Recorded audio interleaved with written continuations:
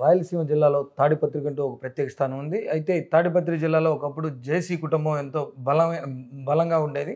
అలాంటి జేసీ కుటుంబాన్ని గత ఎన్నికల్లో ఓడించి తనకంటూ ఒక ప్రత్యేక స్థానాన్ని నిలుపుకున్నారు పెద్దారెడ్డి. అయితే ఇక్కడ ఇప్పుడు జరగబోయే సార్వత్రిక ఎన్నికల్లో ఒకరు ఉనికి కోసం, మరొకరు గెలుపు కోసం జరుగుతున్న ఈ ఎన్నికలు ఎలా ఉండబోతున్నాయో ఒకసారి మనం పెద్దారెడ్డి గారితో అడిగి తెలుసుకునే ప్రయత్నం చేద్దాం. నమస్కారం అండి పెద్దారెడ్డి గారు. నమస్కారం. సార్ చెప్పండి అసలు అంటే తాడిపత్రిలో వాళ్ళు ఉనికి కోసం, మీరు గెలుపు కోసం అయితే యుద్ధం జరుగుతుంది.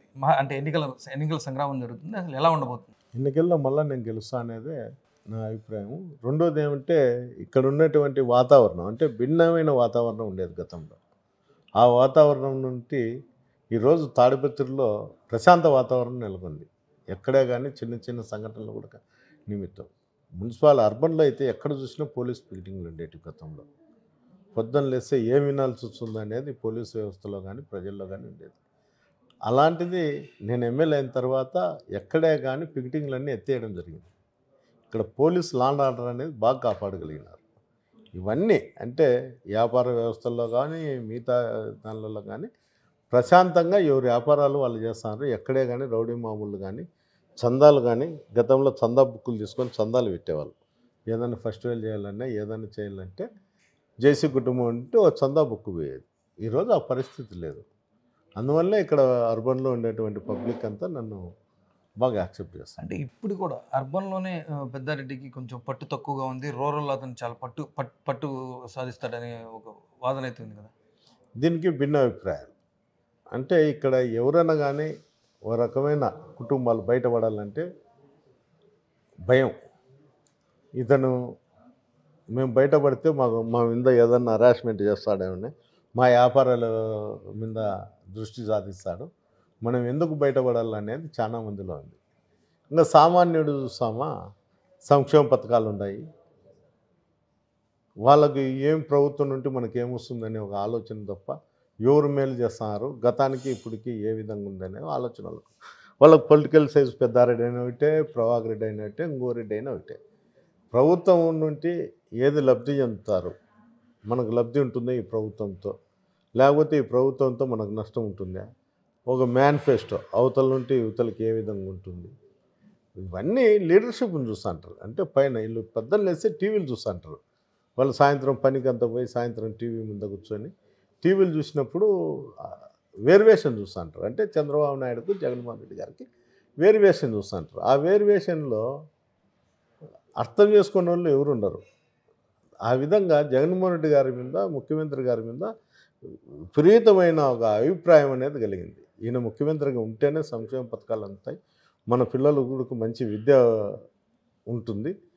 ఎక్కడ ఆరోగ్యశ్రీ ఈరోజు 25 లక్షల రూపాయల వరకు పోయింది.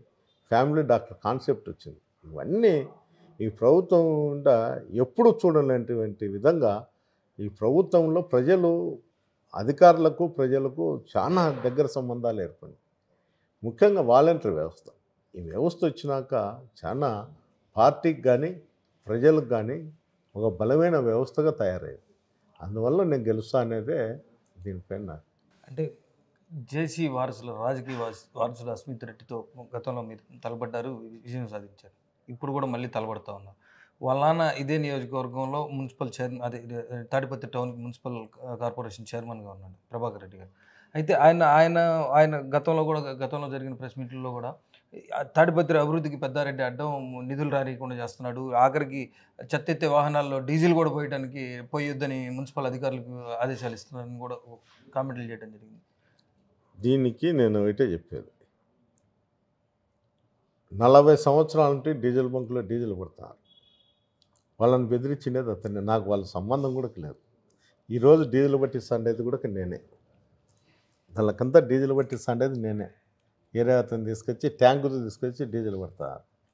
ఇంకోటి వేరియేషన్, అతను ఉండేటువంటి 5 సంవత్సరాలు, గతంలో ఎమ్మెల్యేగా ఉన్నప్పుడు 5 సంవత్సరాల్లో, నేనున్న 5 సంవత్సరాల్లో డీజిల్ వేరియేషన్ చూడమను, రేటు వేరియేషన్ చూడమను, దానికి అతనికి నాకు ఎంత ఉందని, దాంట్లో ఎవరు డీజిల్ వాడుకుంటున్నారు ఏం కథ అనేది ఒకసారి తాడిపత్రి ప్రజలకు నేను వివరించి చెప్పిన.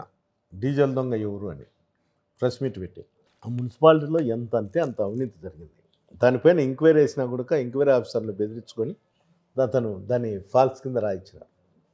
ఈరోజు మున్సిపల్ చైర్మన్ గతంలో విజయలక్ష్మి నేమ్ వాళ్ళు ఈరోజు ఐపీ పెట్టుకుడికి వెళ్ళిపోయినారు.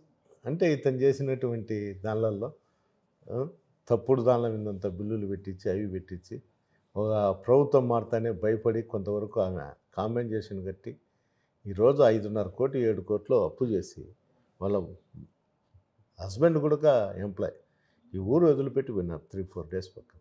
అంటే ఎంత నీచంగా రాజకీయాలు చేస్తాడంటే అతని దగ్గరున్న వాళ్ళు ఇంకోరు ఏ విధంగా పోయినా కూడా అతను ఆలోచన కూడా చేయడు.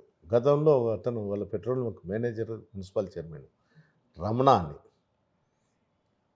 రూరల్లో మున్సిపాలిటీ ల్యాండ్ ఉంటే 6 ఎకరాలు 7 ఎకరాలు కంపబీ కిందానికి అంటే ఏడన్నా జంగిల్ క్లియరెన్స్ చేసిన దానికి జేసీబీ బాడీ కింద 1,30,000 డబ్బు కట్టకోకుండా బినామీ పేర్లతో రిజిస్టర్ చేయించినాడు జేసీబీ బాడీల కోసం.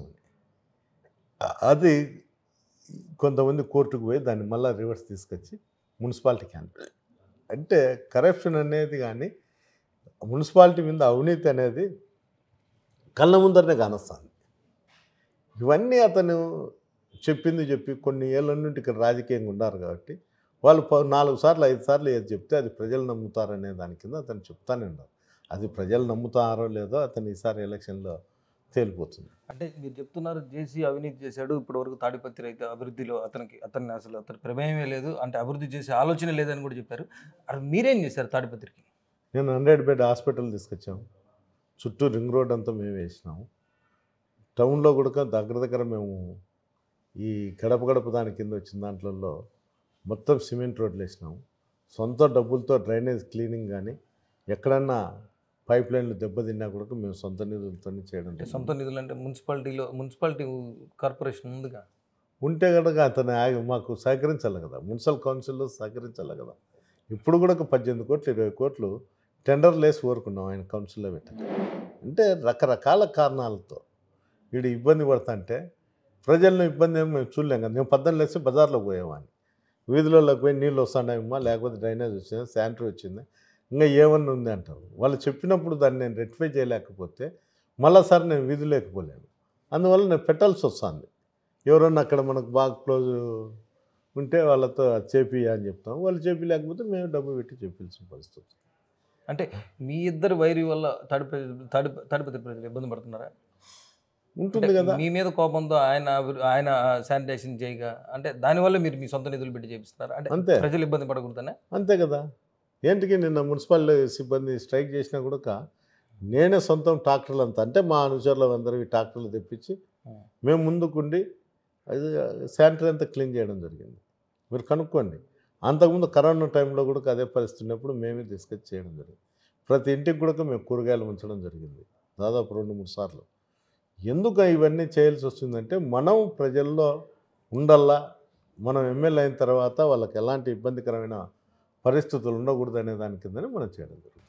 అంటే ప్రజల మీద ఇంత అవగాహన, ప్రజల మీద ఇంత మమకారం ఉన్న పెద్దారెడ్డి గెలుపు కోసం కృషి చేసిన, గత ఎన్నికల్లో కృషి చేసిన నాయకులందరూ ఎందుకని మిమ్మల్ని వీడి బయటికి వెళ్ళిపోయారు? నాకు గత ఎన్నికల్లో చేసిన వాళ్ళు 1-2 తప్ప అంతా ఎలక్షన్లు అయిపోయినాక వచ్చింది. ఊరికి పార్టీలు వచ్చినారు తప్ప ఆ రోజు కూడా ఆయనకు భయపడే తగిలినట్లు ఎలక్షన్ చేసినారు. ఈరోజు మా దగ్గర నుండి అక్కడ పోయి ఏ విధంగా ఎలక్షన్ చేస్తున్నారో ఆ విధంగా నాకు ఎవడు ఎలక్షన్ చేయలే. అంతే దాని పరిస్థితి. ఈరోజు పోయిండేది ఏంటంటే వాళ్ళ బంధువులు కేసులలో ఉండకూడదు, ప్రవాగడి కేసులలో కొంతమంది ఉండకూడదు అనేది. కొంతమంది విచ్చలవిడిగా నేను ఇక్కడ వ్యాపారాలు చేయనీలే టౌన్లో. ఏంటంటే వీళ్ళంతా రౌడీ మావులు వసూలు చేసేది, వాళ్ళని బెదిరించి గుడ్డు వీళ్ళు. కొంతమంది ఇప్పుడు కూడా అకౌంటాడు గ్రానైట్ ఫ్యాక్టరీ వాళ్ళు పోయాడు, కానీ ఒక అకౌంట్లో ఉంటే 25,000 30,000 వసూలు చేసినారు. 25 లక్షలు 35 లక్షలు. ఇవన్నీ ఎవరికి వస్తాయి? ఎమ్మెల్యే అనుచరుడు ఇట్లా చేస్తాడని నాకే వచ్చేది. ఇవన్నీ నేను దానిపైన ఖండిస్తాను కాబట్టి అవతల పోయి ఎలక్షన్ చేయాలని ఆలోచన చేస్తాను. అవతల పోవడం కూడా కారణం ఏమంటే ప్రభాకర్ అన్నకు ఆరోగ్యం సహకరించడం లేదు కాబట్టి ఆయనకి ఏందన్నా అయితే మేము దోచుకోవచ్చు, అస్మిత్ రెడ్డి ఏమీ చేయలేడు అసమర్థుడు, అందువల్ల మేము దోచుకోవచ్చు అనే ఒక కారణంతోనే అవతల పోయినారు తప్ప ఏం జేసీ కుటుంబం మీద పెద్ద అభిమానం ఉండి వీళ్ళేందో త్యాగం చేసే దానికోసం అయితే పోలే. అంటే జగన్ గారికి మీ మీద ఎందుకు అంత ప్రత్యేకమైన ప్రేమ? ఈసారి అంటే ఎన్నికల సంగ్రామంలో నిన్నటిదాకా సిద్ధం బస్సు యాత్ర చేశారు, ఇప్పుడు జరగబోయే సభలు తాడిపత్రి నుంచి పెద్దారెడ్డి నియోజకవర్గం నుంచి స్టార్ట్ అవుతుంది. రేపే ఇక్కడ జగన్మోహన్ రెడ్డి తన సభతో ప్రారంభిస్తున్నారు.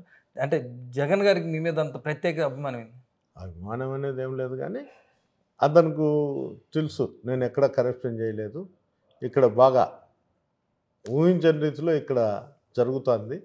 ఇంకోటి ఏమంటే వాళ్ళ ఫ్యామిలీతో మాకు అటాచ్మెంట్ ఉంది. రాజారెడ్డితో కావచ్చు, రాజశేఖర్ సార్తో కావచ్చు, తిరిగి మళ్ళా జగన్మోహన్ రెడ్డి గారితో మేము నడవడం జరుగుతుంది. ఏది ఏమైనా కూడా మాకు ముందు నుండి ఆ ఫ్యామిలీతో రిలేషన్. అంటే మా ఊరు నుండి పులివెందులకు 25 కిలోమీటర్లు. అందువల్ల ఎప్పుడు మేము అక్కడికి పోయేవాళ్ళం. మా బ్రదరు, నేను, మా ఫాదర్, అట్లా 3 జనరేషన్లో మాకు అటాచ్మెంట్ ఉంది కాబట్టి ఓ రకమైన అభిప్రాయం ఉండొచ్చు ఇక్కడ నుండి ప్రారంభించుతాం అనేది. అంతే తప్ప ప్రత్యేకంగా ఉండేదేమో. అంటే మీరు అవినీతి చేయలేదని మీరు చెప్తున్నారు, కానీ మీ ప్రత్యర్థులు చెబుతున్నారు అసలు తాడిపత్రిలో ఏమీ లేని, ఏ ఆస్తులు లేని పెద్దారెడ్డి ఒక పెద్ద బంగ్లా కట్టించాడు. అలానే 600 పైచీలకు ఎకరాల భూమిని సంపాదించాడు. ఇదంతా ఎక్కడి నుంచి వచ్చింది అని వాళ్ళు క్వశ్చన్ చేస్తున్నారు. నేను నామినేషన్లో కూడా చెప్పారు. నేను నామినేషన్ అప్పుడు జరిగిన ప్రెస్ మీట్లో కూడా అదే చెప్తా ఉన్నారు. నాకు 600 ఎకరాలు ఉంటే ప్రభాకర్ని తీసుకొని ఎంత ఇచ్చాడో ఇమ్మన్నారు. నాకైతే ఎలాంటి సందేహం లేదు. వాళ్ళు నిరూపిస్తే అదంతా ప్రజలు పంచుతారా? 600 ఎకరాలు నాకు భూమి ఉందంటే వాళ్ళకి ఇచ్చేస్తా. వాడు వదులుతాడేమో చెప్పాను. నాకు ఉండేది కొత్తగా ఆస్తి ఉండేది 180 ఎకరాలు భూమి కొన్నాను అంతే తప్ప నాకు ఎలాంటిది లేదు. ఇల్లు అనేదా మేము ఈరోజు ఏమి రాజకీయాల్లోకి వచ్చినది లేదు. ఈరోజు డబ్బు లేని వాళ్ళం కాదు.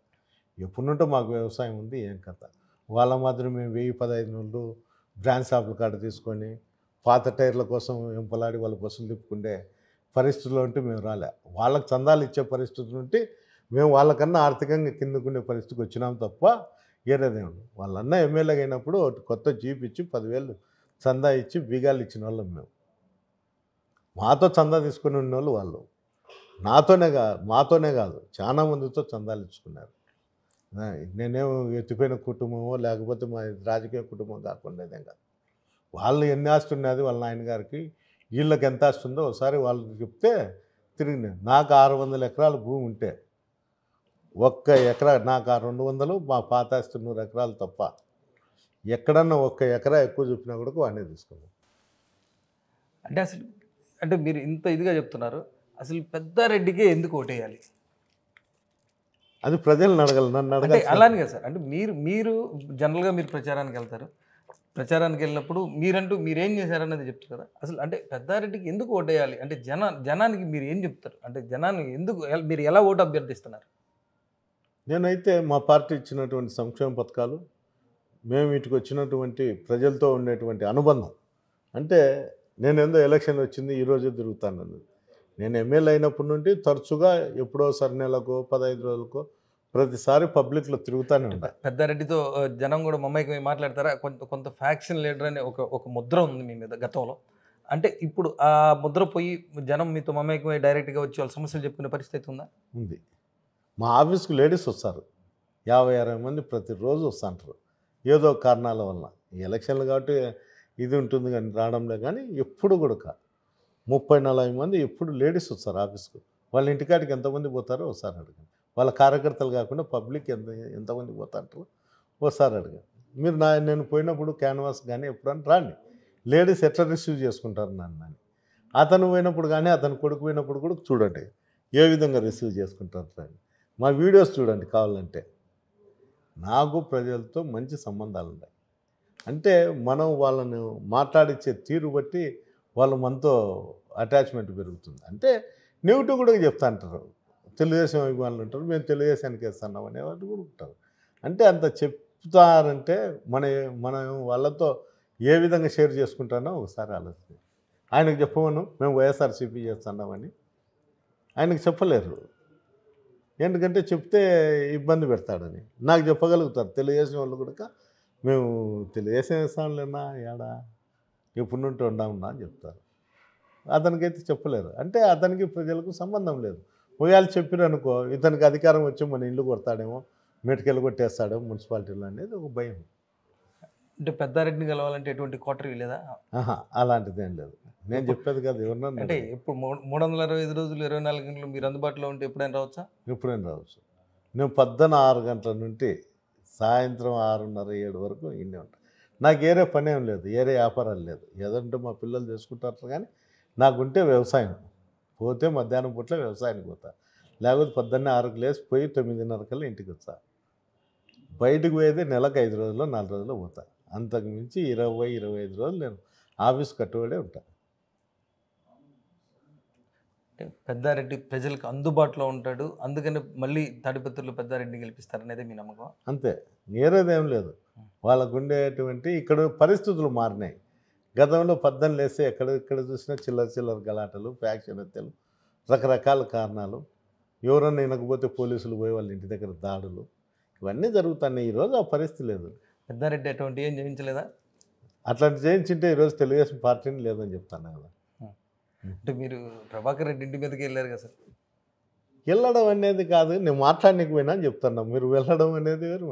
అంటే ఒక అభిప్రాయం ఒక విధంగా ఉంటుంది. దానికి మనం ఏం పెద్దగా దాని గురించి మాట్లాడాల్సిన అవసరం కూడా లేదు. ప్రభాకర్ రెడ్డిని పలకరించడానికి పోయారా? అంతే కదా. ఇంటికి పోయేది పలకరికి లేకపోతే కొట్టనీకి పోతారా? పొద్దున్న లేచి నేను క్యాన్వాస్ పోతాను, వాళ్ళని కొట్టనీకి పోతాను అన్న. తెలుగుదేశం ఇళ్ళకి కూడా పోతాను. దానికి ఏం సంబంధం ఉంది? రాజకీయాల్లో ఏదైనా ఉండొచ్చు. ఒక వాతావరణం మార్పు తీసుకురావాలనే దానికోసం కూడా పోయిండొచ్చు కదా. పలకరించి కాఫీ తాగడానికి పోయారా? మారు నువ్వు అని చెప్పేదానికి కూడా పోయిండొచ్చు కదా అంటే. అదే మార్పు తెస్తాం తాడిపత్రులు అని చెప్పేదానికైనా పోయిండొచ్చు కదా అంటే. Thank you sir. థ్యాంక్స్.